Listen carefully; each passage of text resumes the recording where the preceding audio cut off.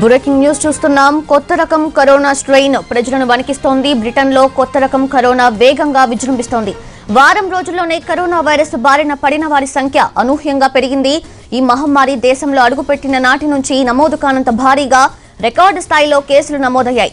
ఇప్పటి వరకు వైరస్ బారిన పడుతున్న రోజువారీ ప్రజల సరాసరి సంఖ్య 20,000 ఉండగా అది ఒక్కసారిగా 33,500కు చేరుకుంది.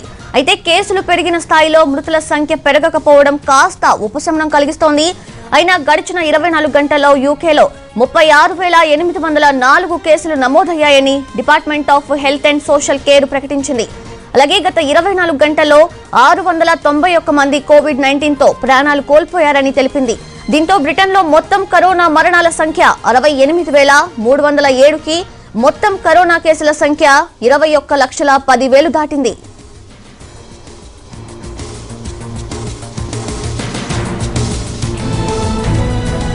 అయితే బ్రిటన్లో మొదట గుర్తించిన ఈ వైరస్ స్ట్రెయిన్ ఇప్పటి వరకు Denmark, Australia, Netherlands, Belgium, Italy దేశాల్లోనూ అడుగుపెట్టింది.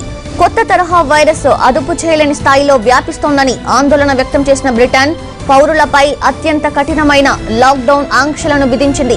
కరోనా రూపాంతరంతో పొంచి ఉన్న ప్రమాదాన్ని అంచనా వేసిన బ్రిటన్ ప్రధాని లండన్ సౌత్ ఈస్ట్ లో నివసిస్తోన్న 1,60,00,000 మంది ప్రజలకు క్రిస్మస్ వేడుకలను రద్దు చేస్తున్నట్లు ప్రకటించారు. దుకాణాలు, జిమ్ములు, బార్బర్ షాపులను మూసివేస్తున్నట్లు తెలిపారు.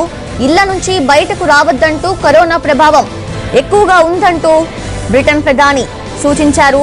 ఇక క్రిస్మస్ తర్వాత కూడా కఠిన ఆంక్షలు కొనసాగే అవకాశం ఉన్నట్లు బ్రిటన్ ఆరోగ్య శాఖ ప్రకటించింది. చలికాలం ముగిసే వరకు కఠిన ఆంక్షలు కొనసాగే అవకాశాలున్నాయంటూ వైద్య నిపుణులు చెబుతున్నారు.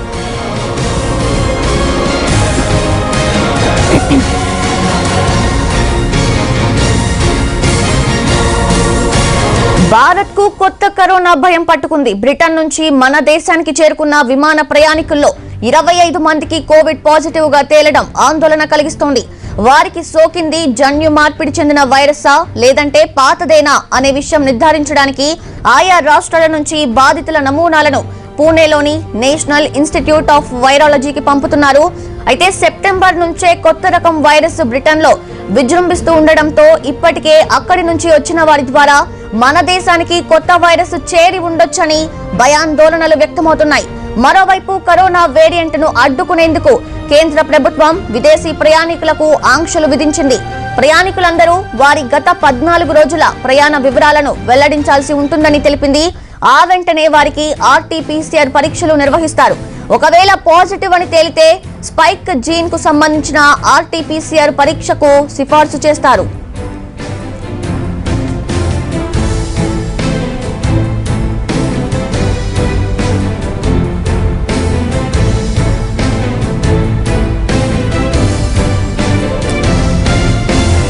ఇక బ్రిటన్ నుంచి తెలంగాణకు వచ్చిన వారిలో 2కి కరోనా పాజిటివ్ గా నిర్ధారణ అయింది. దీంతో రాష్ట్ర ప్రభుత్వం అలర్ట్ అయింది.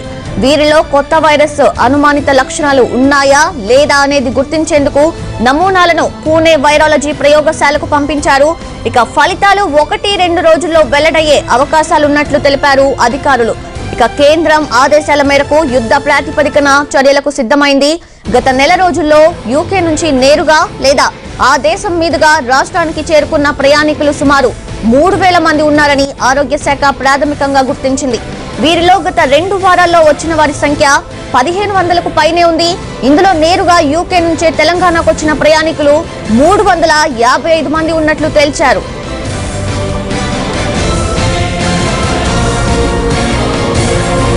మరోవైపు జర్మనీకి చెందిన బయోఎన్టెక్ ఫార్మా సంస్థ కీలక ప్రకటన చేసింది. కరోనా వైరస్ మ్యుటేషన్ ను అడ్డుకునే టీకాను త్వరలో రూపొందించనున్నట్లు ఆ సంస్థ వెల్లడించింది. 6 వారాల్లోగా కరోనా వైరస్ మ్యుటేషన్ ను నియంత్రించే టీకాను ఉత్పత్తి చేయనున్నట్లు చెప్పింది. అయితే అమెరికాకు చెందిన ఫైజర్ కంపెనీతో కలిసి బయోఎన్టెక్ సంస్థ కరోనా వైరస్ టీకాను ఇటీవల రిలీజ్ చేసింది. అయితే ఆ టీకాను పలు దేశాల్లో పంపిణీ చేస్తున్నారు. ప్రస్తుతం తయారు చేసిన టీకా కరోనా వేరియంట్ కు పని చేస్తుందా లేదా అన్నది ఖచ్చితంగా చెప్పలేమంటున్నారు బయోఎన్టెక్ ప్రతినిధులు.